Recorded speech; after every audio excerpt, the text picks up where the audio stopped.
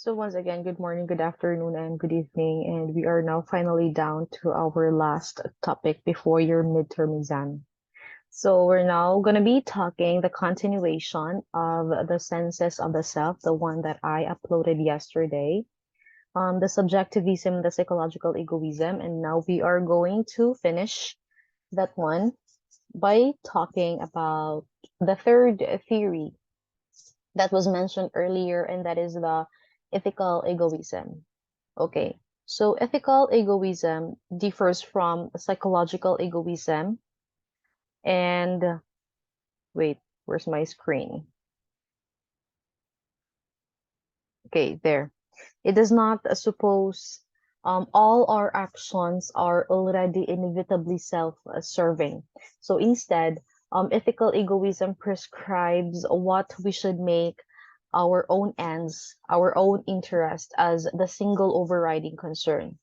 We may act in a way that this is beneficial to others, but we should do that only if it ultimately benefits us. So this theory acknowledges that it is a dog eat dog world out there, and given that everyone ought to put herself at the center, so one should consider herself as the priority and not allow any other concerns, such as the welfare of other people, to detract from this pursuit.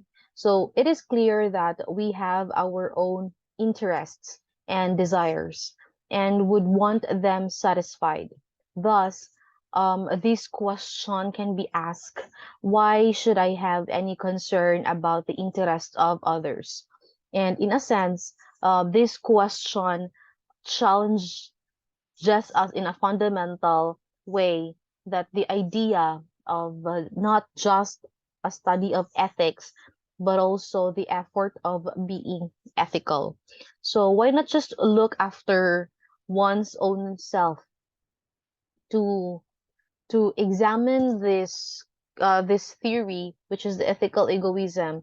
We will try to take a look into Plato's Republic, which this is Plato's response to the assertion that one should only care about one's own interests. So if you happen to find a book, or when you try to search that one on the internet, you try to go over the Plato's Republic, so that in order for you to understand deeper of what I am trying to say here in our discussion. So let's just have a kind of just a sneak peek of what the Republic is. So in the Republic, the characters are engaged in a discussion about justice. So Socrates gets his companions first to consider the question, what is justice? And later, why should one be just? So those are the questions of Socrates. In the book 2 of the Republic, or of the texts, the character named Glucon provides a powerful restatement of the case for egoism by the way of a myth. So the myth describes a man, a figure named Gyges or Gyges, who obtains the power to make himself invisible, and will definitely, and how he quickly learns how to use this power for his own desires rather than for any notion of justice.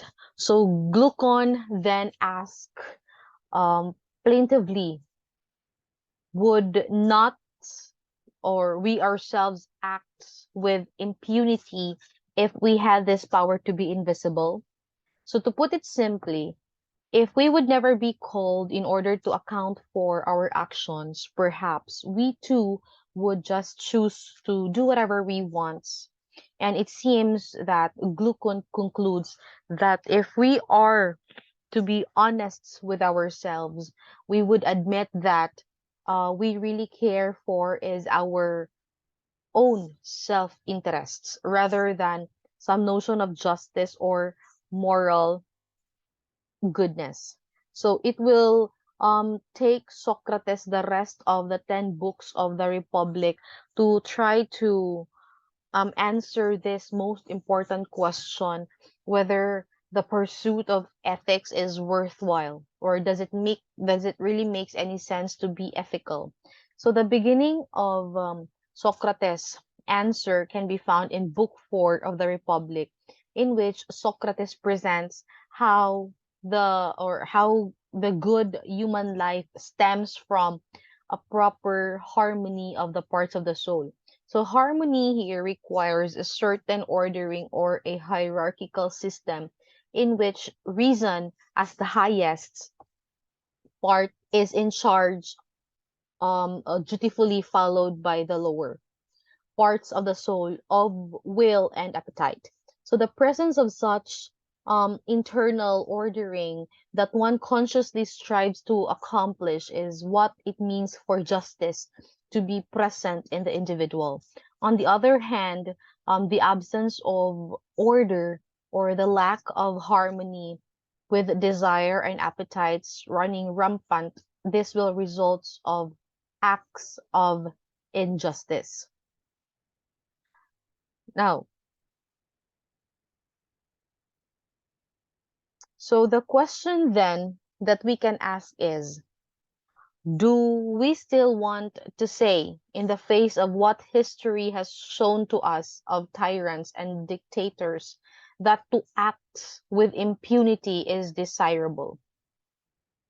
If you try to recall the history, um, you try to go over or try to search some history perhaps on the internet or in the provincial library or in the old libraries perhaps, or maybe in the new libraries, maybe they still have some books that would somehow validate that there is really something wrong with the history. No, especially in the Philippines. I am not trying to imply someone here, but there is a must for us people to try to go over and check the history, the validity of the history, especially in our country and in other countries. But it cannot be denied that there are really other countries who were ruled by dictators and tyrants. So this is what ethical egoism ultimately translate into. Not just some pleasant pursuit of one's own desires, but the imposition of a will to power that is potentially destructive of both the self and of others. And one can take this view if one wishes, but it is also possible to wonder whether there is a way of recognizing our being in the world with others, of thinking of our own well-being concomitantly with the well-being of others. So perhaps this is to what the study of ethics is all about. So that ends our lessons for the midterms. So I will be uploading the activity or the quiz for this lesson on our Google Classroom. So please take heed of all the announcements that I will be sending through through our group chats or in our Google Classroom. So that ends for all our lessons for the midterms. So good luck, study everything. Um, the notes that I have sent you, the video lectures, you try to go over that. Anyway, I'll be giving you my final instruction perhaps next week before your midterms. Okay, so that's all for today. Thank you so much and God bless.